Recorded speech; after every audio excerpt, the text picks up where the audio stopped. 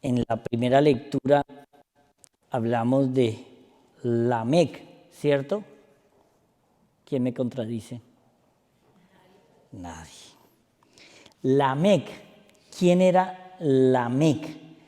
Lamec, según la Biblia, ¿no? Fue uno de los patriarcas antediluvianos, o sea, antes del diluvio. Eran descendientes de Adán por medio de Set. Se lo menciona en el Génesis y en el primer libro de las Crónicas, y es hijo de Matusalén. Matusalén es el hombre que, de acuerdo con la Biblia, es el que ha vivido más años sobre la tierra. El Evangelio de Lucas lo incluye en la genealogía de Cristo y también aparece en el libro de Enoc, un libro que no está dentro del canon de la Biblia. La única información sobre Lamec aparece en las genealogías de los patriarcas antediluvianos. ¿Se acuerdan cuando decían las 14 generaciones desde Adán hasta Abraham, de Abraham hasta Moisés? Así va todo esto. Según se deduce, estos son datos curiosos que se aprenden de memoria. Mire, Adán murió 56 años después del nacimiento de Lamec, quien tenía 182 años. Según la Septuaginta, él murió a los 188 años. Adán, ¿a qué no sabían eso? Ya lo saben. Cuando Noé nació, vivió otros 595 años. Su muerte fue a los 777 años de la edad y tuvo lugar un lustro antes del diluvio universal. Su nombre aparece en la lista de las genealogías, también en la genealogía de Caín. Él es como el representante de la evolución de la cultura, de la belleza, Él tuvo 2 hijas, una que era conocida por el nombre de la belleza y otra conocida por el nombre de la sombra. Su 4ª hija, Naamá, es la primera mujer en ser mencionada como hija de alguien en la Biblia.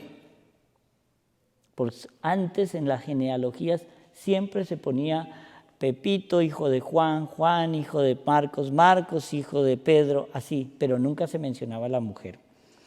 ¿Por qué digo esto? ¿Qué importancia tiene Lamec? Lamec fue el que llevó a cabo una ley que dice que si tú me hieres a mí, yo te haré 7 heridas a ti. Si tú me matas una oveja, yo mataré 7 de las tuyas. Si tú me matas un hijo, yo mataré 7 de tus hijos. ¿Ustedes no se han fijado que eso hoy no ha cambiado? Mírelo. Yo no estoy aquí calificando, esto no es ni bueno ni malo, pero es como funciona. Cuando un palestino va y en los últimos días ustedes decían, miren lo que pasa cuando un palestino en Tel Aviv apuñala y mata a 2 personas. ¿Qué hace el ejército israelí? ¿Quién es ese palestino? Fulanito de tal. ¿Dónde vive? Aquí. Vuelan todo el edificio y toda la vecindad. Le avisan a la gente que van a volar esas casas. Y ¡bumba! Vuela todo. Y caiga quien caiga. Por eso es que en esa ley ellos han prevenido muchas cosas, pero al mismo tiempo la violencia no ha parado. Ojo, nunca habrá paz en esa tierra. Eso es fuerte, pero está escrito. El Evangelio de hoy habla de la necesidad del perdón. Si seguimos en la vida con eso de que el que me la hace, la paga, ¿en qué nos diferenciamos de las otras religiones o de las otras maneras de ver la vida? En nada. El Señor nos enseña el perdón absoluto. Y dice, el perdón es una necesidad para el hombre. Es una necesidad. Hay ciertas heridas que manchan el corazón. Esa expresión de yo perdono pero no olvido, eso es no perdonar. Imagínense, no, yo perdono a todo el mundo, yo soy muy bueno con todo el mundo, menos a esta desgraciada que se metió con mi marido. Menos a este desgraciado que me robó mi capital. Ahí no hay perdón. Lo que pida, el padre Santiago explicaba algo muy lindo esta mañana, decía, hay una diferencia entre justicia y perdón. Tú mataste a un familiar, ok, yo te perdono, pero el juicio sigue. Yo ya te perdoné, pero la justicia sigue. Tú me robaste una propiedad, yo te perdono, pero el juez determinará qué justicia debo hacer.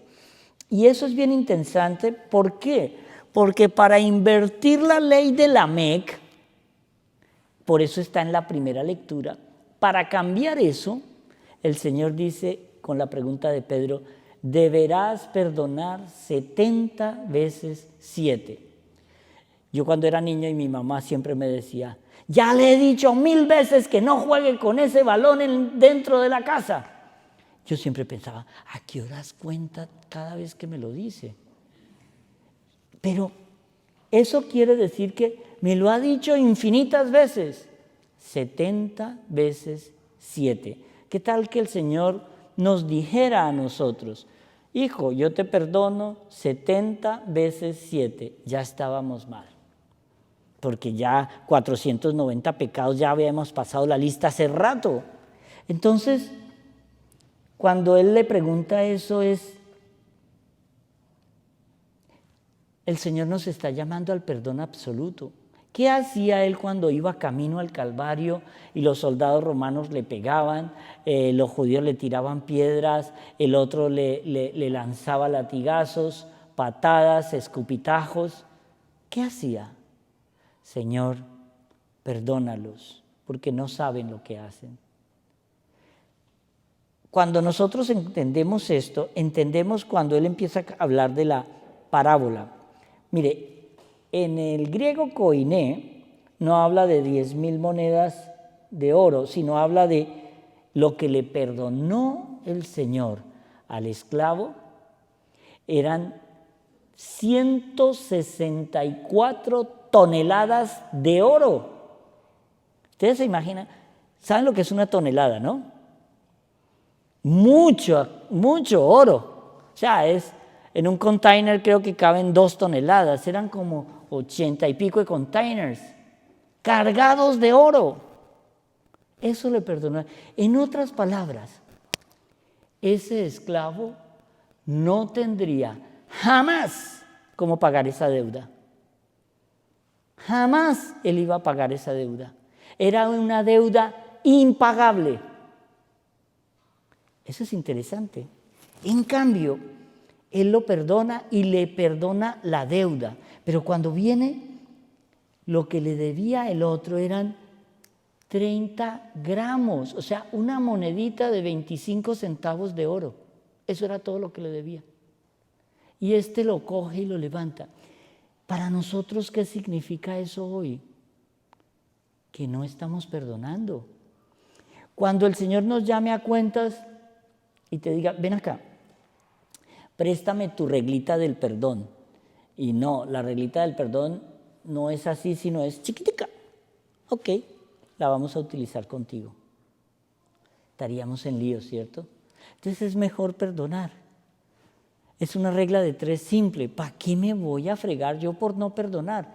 El que no perdona se envenena a sí mismo. Y aquí viene otro dato bien interesante. Lo que el Señor está diciendo es, brindemos un espacio de confiabilidad y solidaridad. Yo siempre tengo un chiste que me lo he hecho cada vez que alguien se me atraviesa en la autopista y me hace frenar en seco o cosas que pasan. Yo digo, Señor, perdónalo, la diarrea debe ser horrible. O, Señor, le habrán dicho que su mamá está muriendo, por mencionarle de alguna manera a la mamá. Pero bueno, lo que yo quiero explicar con esto es, de una manera alegre, ¿Le da a uno rabia? Claro que da rabia porque la asusta, sobre todo cuando llegan esas motos de a 300. Pero el Señor nos dice algo muy, muy bonito en el Evangelio de hoy y del perdón. Es que esa regla la tenemos que anular. Si yo perdono todo, no necesito regla. Si lo imperdonable me lo perdona Él, lo perdonable es más fácil. Porque imperdonable es lo que hacemos nosotros. Herir al Señor y herir al Señor y herir al Señor. Y estamos en una época de Cuaresma linda, que es perfecta para el perdón. Perfecta. ¿Alguno de ustedes ha leído alguna vez a San Pedro Crisógono? Uno, diga que sí, aunque sea mentira. Sí. Les voy a leer una parte para terminar con esto y que les quede en la cabeza lo que estamos haciendo en Cuaresma. Todos.